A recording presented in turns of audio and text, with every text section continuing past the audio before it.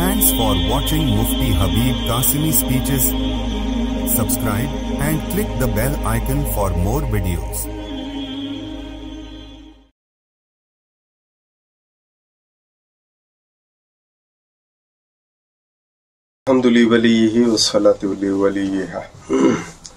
সম্মানিত সুধী, আসসালামু আলাইকুম ওয়া রাহমাতুল্লাহি ওয়া বারাকাতুহু। আসাদাল্লাহু আওকাতাকুম বিকুল্লি খাইর। وقد قال الله تبارك وتعالى فأعوذ بالله من الشيطان الرجيم وحل لكم ليلة الصيام الرفث إلى نسائكم هن لباس لكم وأنتم لباس لهن علم الله أنكم كنتم تختانون أنفسكم فتاب عليكم وعفى عنكم فالآن باشروهن وابتغوا ما كتب الله لكم وكلوا واشربوا حتى يتبين لكم الخيط الأبيض من الخيط الأسود من الفجر ثم أتموا الصيام إلى الليل ولا تباشروهن وأنتم عاكفون في المساجد تلك حدود الله ولا تقربوها كذلك يبين الله آياته للناس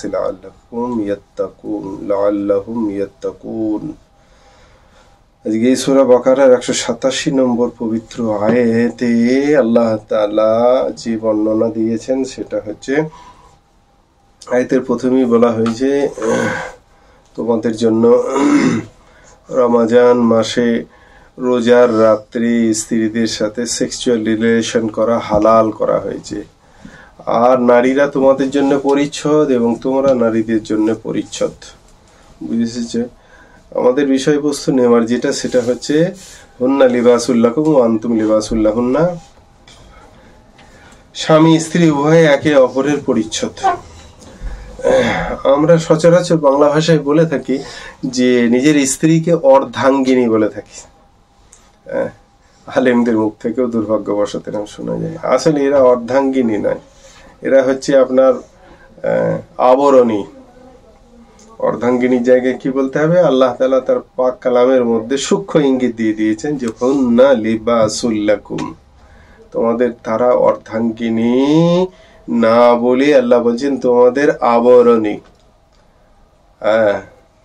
আর তোমাদের জন্য তোমার স্বামীরাও হচ্ছে আবরণী।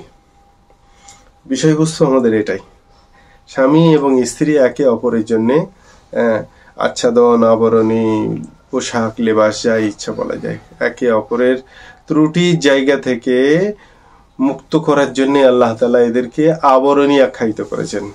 তা প্রেক্ষিক আজকের বিষয়বস্তুর মধ্যে সেটা হচ্ছে স্ত্রী তারা স্বামীদের প্রতি কিরকম আচরণ করবে না করবে। প্রথম নম্বর কথা হচ্ছে স্বামী এবং স্ত্রী এই দুজনার তফাৎ বুঝতে হবে। বাড়ির প্রাইম মিনিস্টার, চিফ মিনিস্টার হচ্ছে স্ত্রী, আর বাড়ির যিনি স্বামী, গৃহস্বামী যিনি, তিনি হচ্ছেন চিফ অ্যাসিস্ট্যান্ট। বুঝেছি? এরা মুখ্য সচিবের কাজ করে, স্বামীগুলো লেবারের কাজ দেয়, বাজার করা থেকে, ঝাড়ু দেওয়া থেকে, এটা ওটা আনা থেকে, ছেলেপিলেদের নিয়ে যাওয়া, স্কুলে নিয়ে আসা থেকে শুরু করে ব্যবসা বাণিজ্য কর্মক্ষেত্রে ছুটা দৌড়া, আসা যাওয়া, এইগুলো হচ্ছে স্বামীদের কাজ। আর স্ত্রীদের কাজ হচ্ছে কি? আল্লাহর নবী সাল্লাল্লাহু আলাইহি ওয়াসাল্লাম বলেছেন ওয়ালবারআতু রাইয়াতুন ফি বাইতি যাওজিহা। বুখারী শরীফের হাদিসের মধ্যে বলেছেন যে তোমাদের বাড়ির অভিভাবক হচ্ছে তোমাদের স্ত্রীগণ। বাড়ির অভিভাবককে তোমাদের স্ত্রীগণ হচ্ছেন তোমাদের অভিভাবক। গৃহস্বামীকে কিন্তু এই কথাটা বলা হয়নি। তো সেই জন্যে আমরা সবসময় মাস্টারি বাড়ির বিষয়ে না করতে যাবা, গৃহস্থ বিষয়ে একমাত্র যে চিফ মিনিস্টার সেই করবে। আর গৃহস্বামী যে, তার স্বামী যে, সে হচ্ছে তো চিফ অ্যাসিস্ট্যান্ট। তাকে ওই কি বলে সচিবের দরজায় রাখা হয়েছে, মুখ্য সচিব করে রাখা হয়েছে। তো সেই জন্য বিবিদের স্বামীদের প্রতি কি করণীয় সেইটা ভাববার আগে ভেবে নিতে হবে যে ওরা শুধু করবে না, বরঞ্চ নির্দেশ করবে। স্বামীর হুকুম মান্যতা করা এটা বিবির পক্ষে 1 নম্বর হুকুম। কারণ আল্লাহ নবী সাল্লাল্লাহু আলাইহি ওয়াসাল্লাম বলেছেন যে খায়রুন নিসা ইল্লাতি তাসুররুহু ইযা নাযারু ওয়া তুতিউহু ইযা আমারা। আর দ্বিতীয় নম্বর হচ্ছে স্বামীর খেদমত করা। স্বামীর হুকুমের মান্যতা করা এবং স্বামীর খেদমত করা। এই প্রেক্ষিকে আল্লাহ নবী সাল্লাল্লাহু আলাইহি সাল্লাম যে হাদিসটা বর্ণনা করেছেন সেটা হচ্ছে নাসাই শরীফের 3233 নম্বর হাদিস। আল্লাহ নবী সাল্লাল্লাহু আলাইহি সাল্লাম বলছেন, সেই মেয়েটাই উত্তম, সেই নারীটাই উত্তম, আল্লাযী তাসুররুহু ইযা নাযারু, যখন তার দিকে দেখা হয় তখন মনটা খুশ হয়ে যায়, আত্মতৃপ্তি ঘটে, সেই নারী হচ্ছে উত্তম। অতুতিউহু ইযা আমারা, আর কোনো কাজের হুকুম করলে সেটাকে সে বাস্তবায়ন করে, করে চলে যাবে না, বুঝেছে, স্বামী বলেছে যখন সে কাজটা করতে হবে। আর তারপরেই হচ্ছে স্বামীর গৃহে তার অনুমতি ব্যতি রেখে কাউকে প্রবেশ অধিকার দেবে না। স্বামী কর্মসূত্রে বাইরে থাকে, ব্যবসা সূত্রে বাইরে থাকে, বাড়ির বাইরে কর্মজীবী হয়ে বাইরে কাজে গেছে বা নিজের খেতে কাজের জন্য গেছে, সেই প্রেক্ষিক বাড়িতে তো স্ত্রী আছে, অন্য কাউকে স্বামীর অনুমতি ব্যতি রেখে বাড়িতে ঢুকতে দেবে না। শুধু পুরুষ বলেই কথা নয়, নারীদেরকেও ঢুকতে দেবে না। মোবাইল, বুঝে এসেছে? কারণ অনেক সময় দেখা গেছে নারী সে বাড়িতে ঢুকে, বৌদি খুব ভালো ভালো ব্লাউজ নিয়ে এসেছি, এটা নিয়ে এসেছি, ওটা নিয়ে এসেছি বলে ঢুকে বাড়ির মধ্যে একটা বাজে বাতাবরণ তৈরি করে ফেলে। তো সেই জন্য কি, পুরুষ তো ঢুকতেই দেবে না স্বামীর অনুমতি ব্যতি রেখে বাড়ির মধ্যে, নারীদেরকেও, অপরিচিত কোনো নারীকে বাড়ির মধ্যে প্রবেশের অনুমতি দেবে না, যে এখন তিনি নেই বাড়িতে, আপনি পরে এসে যোগাযোগ করেন। কারণ এই প্রেক্ষিক আল্লাহ নবী সাল্লাল্লাহু আলাইহি সাল্লাম বলেছেন, লা তা'যানিল মারাতু ফি বাইতি যাওজিহা ইল্লা বিইজনিহি, আল মু'জামুল কবীর লিত-তাবরানির মধ্যে এসেছে, হাদিস নম্বর 12144 নম্বর। এই হাদিসের মধ্যে আল্লাহ নবী সাল্লাল্লাহু আলাইহি ওয়াসাল্লাম বলেছেন, কোনো মেয়ে ছেলে যেন তার স্বামীর ঘরে তার অনুমতি ব্যতি রেখে কাউকে প্রবেশ অধিকার না দেয়। এই ক্ষেত্রে পুরুষ নারী কাউকেই ঢুকতে দেবে না। কারণ অনেক সময় ব্যবসার নাম করে এসে ছিনতাই, অপকর্ম ইত্যাদি, ওই সমস্ত মেয়েরা ওই দুপুরবেলার টাইমে দেখছে গৃহস্বামী বাড়িতে থাকবে না, যাই ছলনা করে দুটো ব্লাউজ বিক্রি করার নাম করে ঢুকে বাড়ির ভেতরকার পরিস্থিতি আপনার অভ্যন্তরীণ দেখে চলে গেল, বা সেখানে কিছু কর্মকাণ্ড ঘটিয়ে বসলো ইত্যাদি। আজকাল ক্রাইমের তো আর অভাব নেই, সেই জন্য সতর্ক থাকা। আল্লাহ নবী সাল্লাল্লাহু আলাইহি ওয়াসাল্লাম যেহেতু বারণ করেছেন যে গৃহস্বামী না থাকলে কাউকে ঢুকতে দেবে না, তো দেবে না। আর তারপরে হচ্ছে স্বামীর অর্থ সম্পদের মধ্যে থেকে তার অনুমতি ব্যতি রেখে সেটাকে খরচও করবে না আর অপচয়ও করবে না। স্বামীর অর্থ সম্পদের মধ্যে থেকে তার অনুমতি ব্যতি রেখে অপচয়ও করবে না আর সেটাকে খরচাও করবে না। কারণ আল্লাহ নবী সাল্লাল্লাহু আলাইহি সাল্লাম বলেন যে কুল্লুকুম রা'a ওয়া কুল্লুকুম মাসউলুন আন রা'ইয়াতিহি ওয়াল মারআতু রা'ইয়াতুন ফি বাইতি যাওজিহা। বুখারী শরীফের হাদিস নম্বর হচ্ছে 2554 নম্বর হাদিস। এই হাদিসের মধ্যে আল্লাহ নবী সাল্লাল্লাহু আলাইহি ওয়াসাল্লাম বলছেন, তোমরা সকলে অভিভাবক, আর তোমার অভিভাবকত্বের, তোমার অধীনস্থের সম্বন্ধে তোমাকে জিজ্ঞাসাবাদ করা হবে। তো সেই প্রেক্ষিক নারীরা হচ্ছে বাড়ির অভিভাবক। সেই জন্যে কারণ নবীজি সাল্লাল্লাহু আলাইহি ওয়াসাল্লাম বলেছেন, ওয়াল মারআতু রা'ইয়াতুন ফি বাইতি যাওজিহা, মেয়ে ছেলেরা হচ্ছে বাড়ির অভিভাবক, সেই জন্যে দেখভাল করার জন্যে তাদেরকে রাখা হয়েছে। সেই জন্যে স্বামীর অনুমতি ব্যতি রেখে কি করবে না, তার মালের মধ্যে থেকে খরচাও করবে না, অপচয়ও করবে না, প্রয়োজনে জিনিস অবশ্যই করবে। আর স্বামী যদি বাড়ি থাকে তার অনুমতি ব্যতি রেখে নফল রোজা রাখবে না। নফল রোজা রাখা বুঝেছে শরীয়তের মধ্যে অনুমোদিত নয়। কারণ আল্লাহ নবী সাল্লাল্লাহু আলাইহি সাল্লাম বলেছেন, লা তাসুমুল মারআতু ওয়া বা'লাহা শাহিদুন ইল্লা বিইজনি। বুখারী শরীফের হাদিস নম্বর 5192 নম্বর হাদিসের মধ্যে আল্লাহ নবী সাল্লাল্লাহু আলাইহি সাল্লাম বলেন যে তোমার স্বামী বাড়িতে উপস্থিত থাকাকালীন লা তাসুমুল মারআ, কোনো মেয়ে ছেলে যেন, মানে তার স্ত্রীদের মধ্যে হতে কোনো স্ত্রী যেন রোজা না রাখে। বাবা আলুহা শাহিদুন, তোমার স্বামী যখন বাড়ি থাকবে, ইল্লা বিইজনিহি, তার অনুমতি ব্যতি রেখে রোজা রাখা যাবে না। স্বামী স্ত্রী একে অপরের দুর্বলতাগুলোকে চশমপোষী করে যাবে।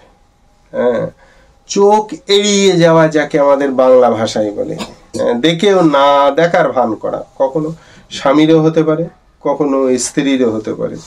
কোনো কিছু তার মধ্যে থেকে কোতাহি, দুর্বলতা কিছু বহিঃপ্রকাশ হলে কি করবে, সেটাকে চশমপোষী করে যাবে।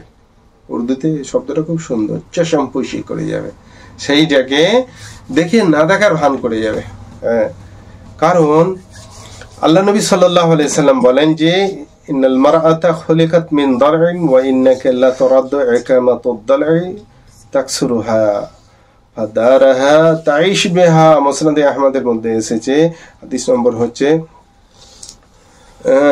20,093, 20,000-0093, 20,093 নম্বর হাদিসের মধ্যে আল্লাহ নবী সাল্লাল্লাহু আলাইহি সাল্লাম বলেন যে মেয়ে ছেলেদেরকে এই পাসলির হাড্ডি থেকে তৈরি করা হয়েছে, পাঁজরের হাড় দিয়ে মেয়ে ছেলেকে তৈরি করা হয়েছে। যদি তুমি ইনতারুদ্দ ইকামাতুদ দালাই তাকসুরুহা, যদি তাকে তুমি সুজা করতে যাও তাহলে সে ফটাস হয়ে যাবে। সেই জন্যে সে চেষ্টা তুমি করবে না। মেয়ে ছেলে একটু বেঁকাই হয়, তাকে বেঁকাই থাকতে দেবে। বুঝে এসেছে? যদি তুমি চশমপোষী করে যাও তাহলে কিন্তু তার সঙ্গে ঘর করতে পারবে, তার সঙ্গে সংসার করতে পারবে, তার সঙ্গে জীবনে শেয়ার করে এগিয়ে চলতে পারবে। সেই জন্যে মেয়ে ছেলেদের এই সমস্ত বিষয়গুলো কি করবে, বেঁকা বিষয়গুলো দেখে না দেখার ভান করে এড়িয়ে যাবে। আর তার সঙ্গে সঙ্গে খারাপ আচরণের জন্যে স্বামী স্ত্রীর সঙ্গে খারাপ আচরণ করুক কোনো কারণবশত, বা স্ত্রী স্বামীর সঙ্গে খারাপ আচরণ করুক, সেই প্রেক্ষিতে কি করবে, ধৈর্য ধারণ করবে। কারণ আল্লাহ নবী সাল্লাল্লাহু আলাইহি সাল্লাম বলেন যে লা ইয়াফরাকু মুমিনুন মুমিনাতিন ইন কারিহা মিনহা খুলকান রাদিয়া মিনহা গায়রাহু। মুসলিম শরীফের হাদিস নম্বর হচ্ছে 3821 নম্বর হাদিস। নবীজি সাল্লাল্লাহু আলাইহি সাল্লাম বলেন, মেয়ে ছেলের কোনো আচরণে যদি তুমি অসন্তোষ প্রকাশ করো, তাহলে আবার এমন কিছু তার আচরণ আছে তা যেটার দ্বারা তোমার জান খোশ করে দেবে। তো সেই জন্য ধৈর্য ধরো না, সবর করো না, অসুবিধা কি আছে।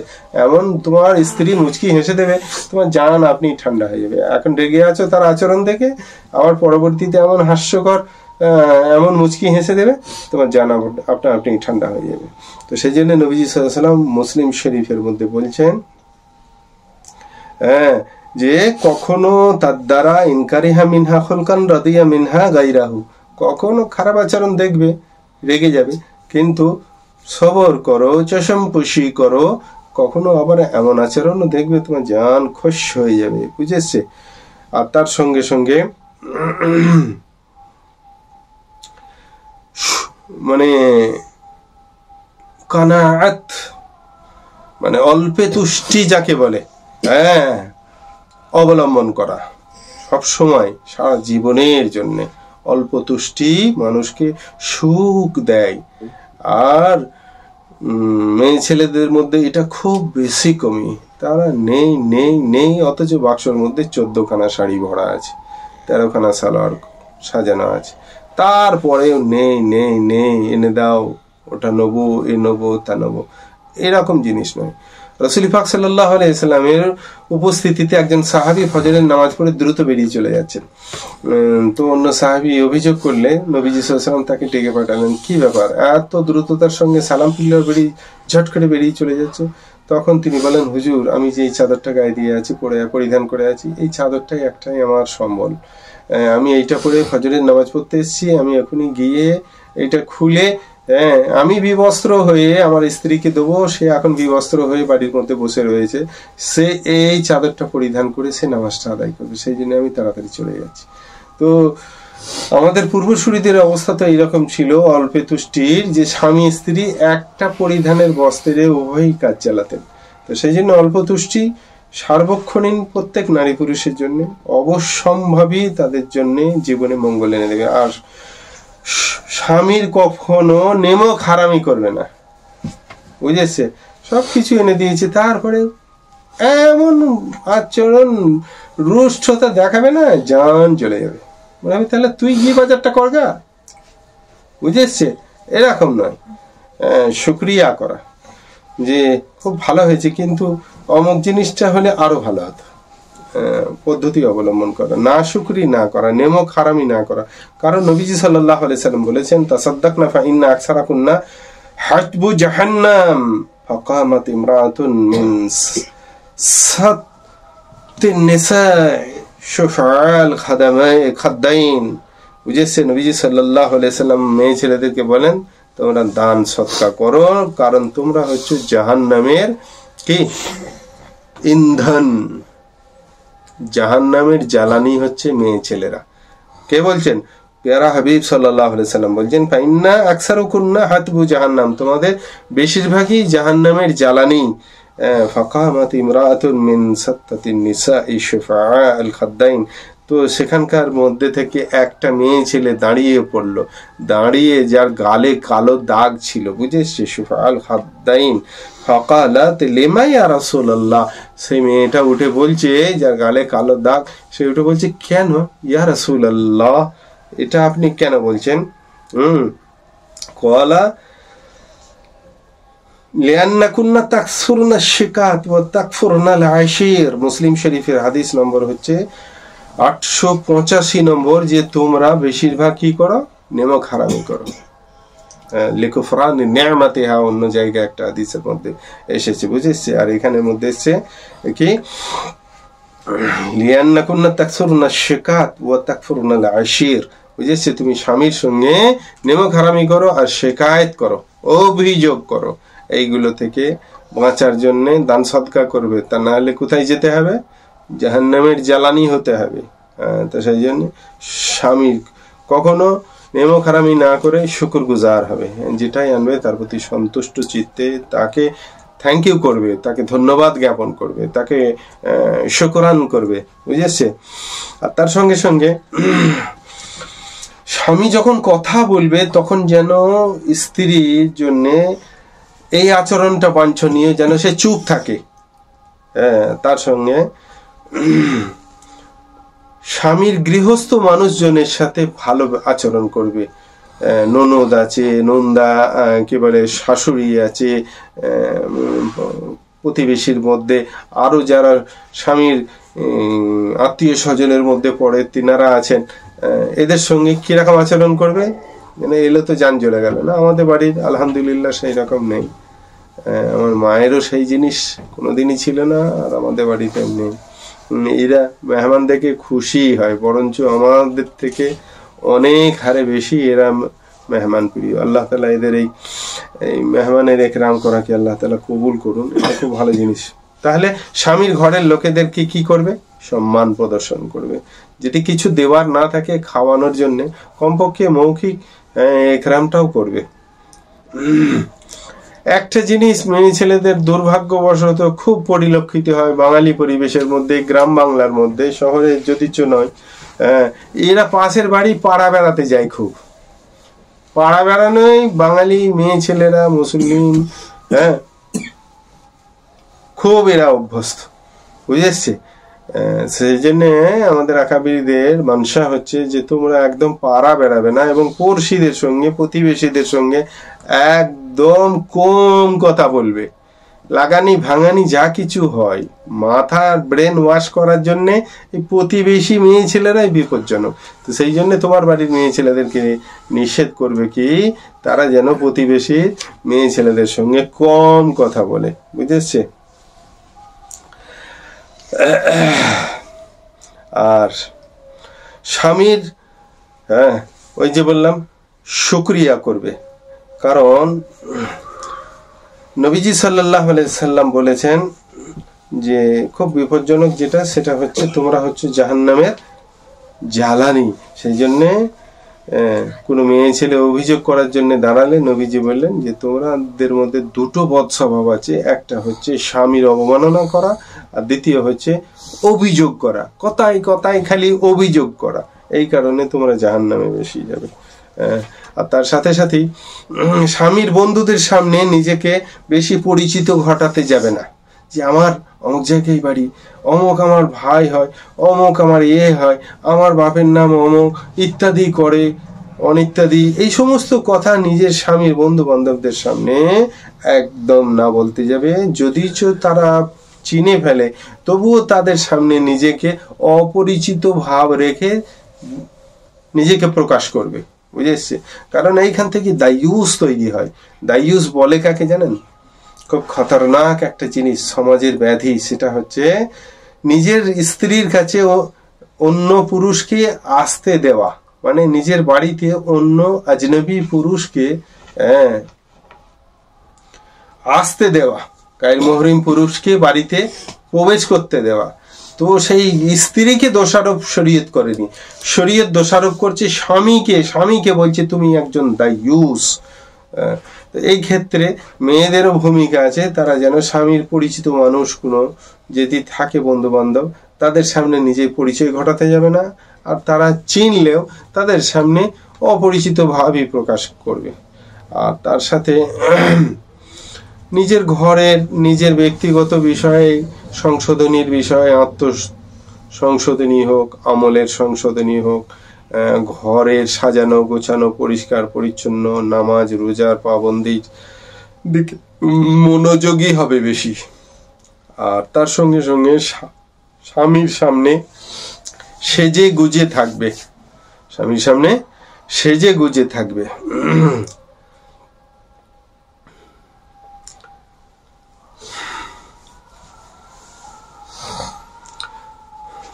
কারণ আল্লাহ নবীর পাক সাল্লাল্লাহু আলাইহি সাল্লাম বলেছেন, খাইরুন নিসাইল্লাতি তাসররুহু ইযা নাযারু ওয়া তুতিউহু ইযা আমারা, নাসাই শরীফের হাদিস। আল্লাহ নবী সাল্লাল্লাহু আলাইহি সাল্লাম বলছেন, সেই মেয়ে ছেলেটা সর্বোত্তম, সেই মেয়ে ছেলেটা উত্তম, যাকে দেখলে জান জুড়িয়ে যায়, মনের মধ্যে তুষ্টি পয়দা হয়। আল্লাতি তাসররুহু ইযা নাযারু, যে মেয়ে ছেলেটাকে মানে যে স্ত্রীর দিকে তাকালে মন খুশ হয়ে যায়। তো সেই জন্য স্বামীর সামনে সেজে গুজে থাকবে, বুঝে এসেছে? আর তার সাথে সাথে কি করবে,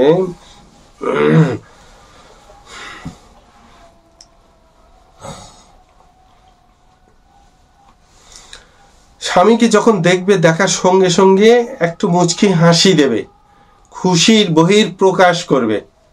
স্বামী এলো, তুমি মুখটা বাংলা 5-এর মতো করে রেখে দিয়েছো, এরকম নয়। তুমি কি করবে, একটু খুশির বহির প্রকাশ করবে, তার মানে একটু মুচকি হাসি দিলেই হবে। তার সাথে তার সঙ্গে যখন একত্রিত হবে, তার মানে সেক্সুয়াল অ্যাফেয়ার যখন হবে, তখন তুমি মরা মানুষের মতো পড়ে থাকবে না। কি করবে, তুমি নিজে থেকেও ভালোবাসার বহির প্রকাশ করবে তার সঙ্গে। স্বামী যখন তোমার নিকটবর্তী হবে, তুমিও তার কাছে এগিয়ে যাবে, তাকে গলায় লাগার চেষ্টা করবে, তাকে বাহু যুগলে বন্ধনে আনবার চেষ্টা করবে, তার সঙ্গে ভালোবাসার বহির প্রকাশ করবে।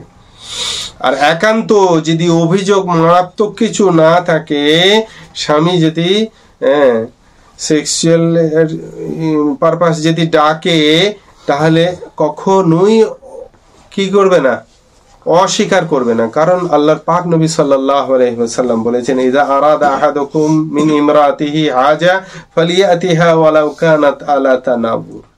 বুঝেছে?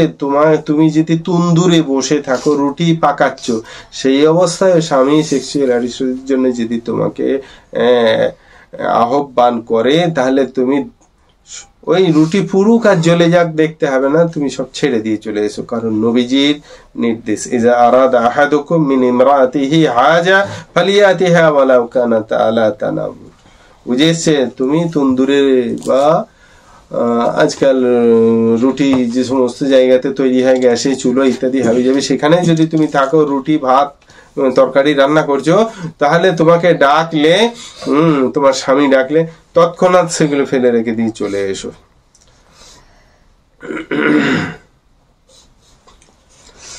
স্বামী স্ত্রীর সহমিলনের কথাবার্তা অপরের সামনে বর্ণনা না করা।